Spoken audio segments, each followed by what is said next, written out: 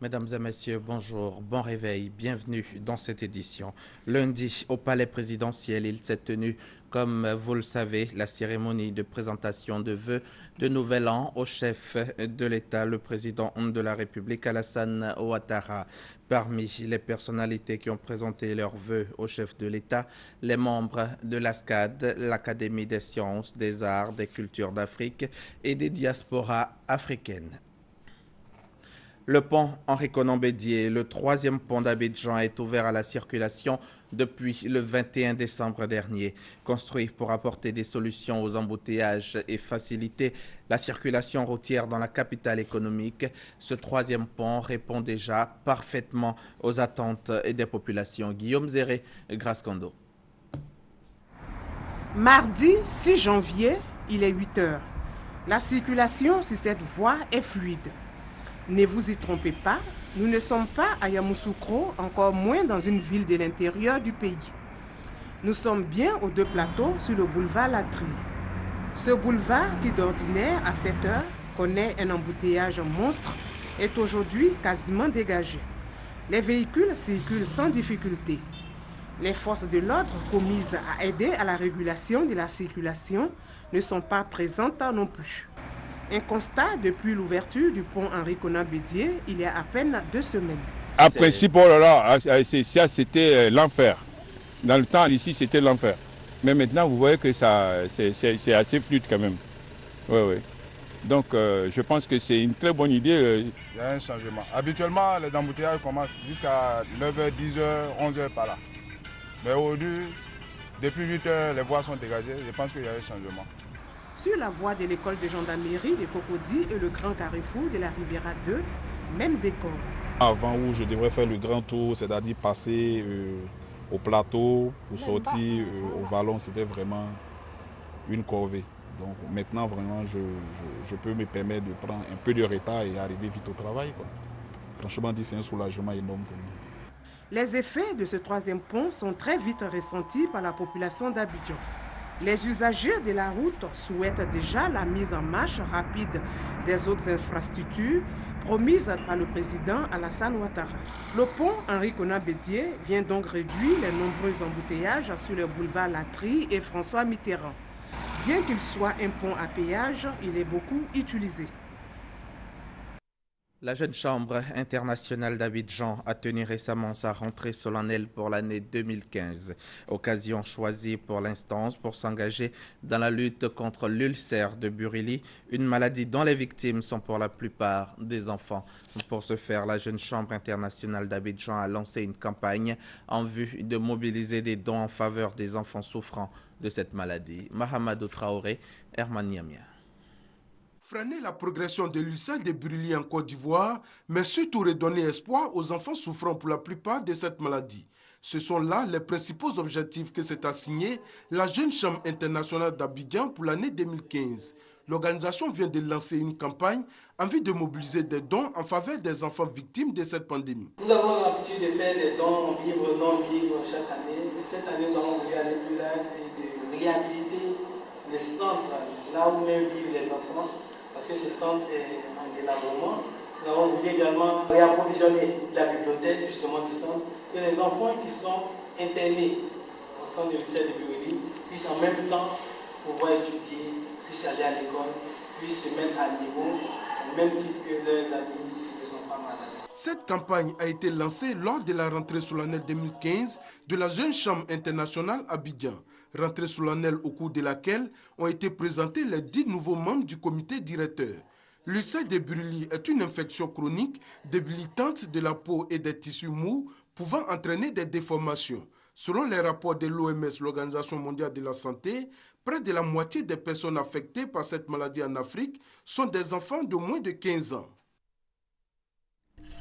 Rendons-nous maintenant dans la région du Tonkoui à l'ouest de la Côte d'Ivoire. Le ministre d'État, ministre du Plan et du Développement y était. Albert Mabritoakes vient d'y achever une tournée qui consistait à remettre les clés des travaux réalisés par le Conseil régional de Mans. Le compte-rendu de la première étape de cette tournée avec Eve Boué et Franck Quadio. Le manque d'éclairage dans les gares routières à Mans. Un lointain souvenir, désormais des panneaux solaires à la disposition des populations. Dispositif initié et inauguré par le ministre d'État, ministre du Plan et du Développement Albert Troaqueuse-Mabry. Il promet en plus lancer bientôt des travaux de rénovation des gares routières de Mans. Un nouveau visage aussi pour le village de Daïné, à quelques kilomètres de Mans, où le ministre Mabry s'est rendu pour une remise de clés de l'école primaire publique.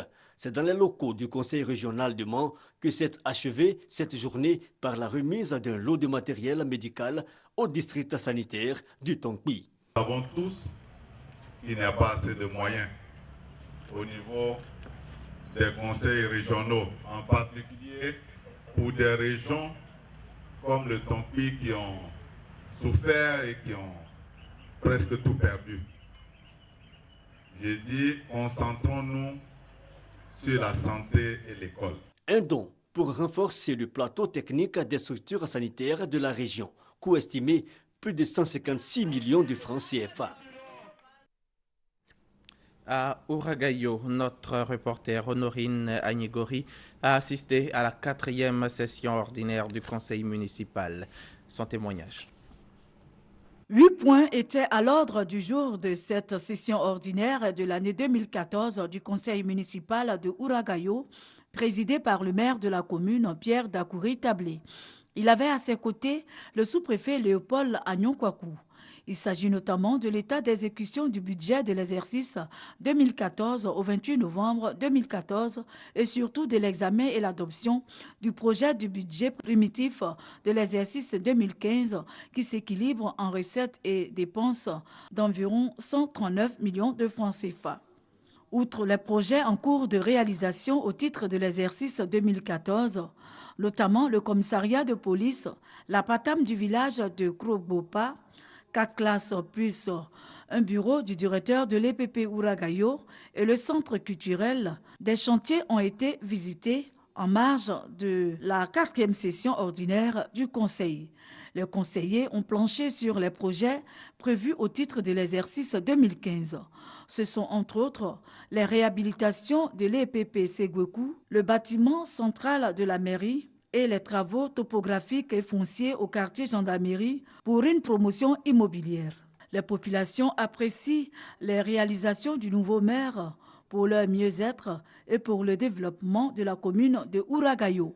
La rencontre a pris fin par une cérémonie de remise de dons aux populations. Dans la région du Boclé, l'entrée dans la nouvelle année a été l'occasion pour les ONG et les cadres de la région de manifester leur solidarité aux enfants et familles les plus démunis. Des actes de solidarité y ont été posés, soutenus par des messages d'espoir aux populations. On reste avec Honorine Agnigori. Boclé, plus de 200 enfants des villages du canton Kotrou ont reçu des cadeaux des mains de Patricia Legré.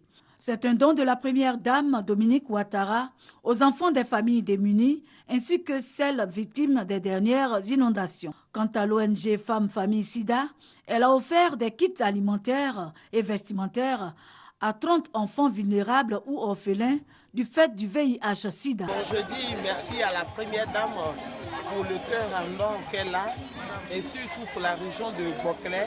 Il n'y a pas longtemps par rapport à nos parents sinistrés, elle a fait parler son cœur.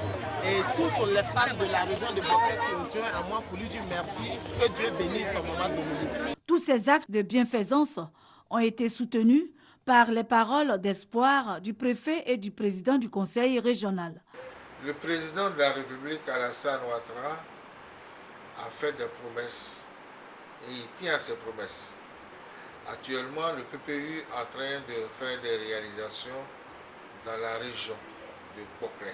Nous allons poursuivre sur cet élan pour qu'on puisse réduire à notre niveau la pénibilité de la vie de nos parents. Et nous demandons à nos parents de faire confiance au président de la République pour son deuxième mandat. L'année 2015, selon ses ressortissants de la région, doit être l'année de la renaissance du Boclé dans la solidarité et la cohésion sociale. Fin de ce journal. Bonne journée sur RTI 1.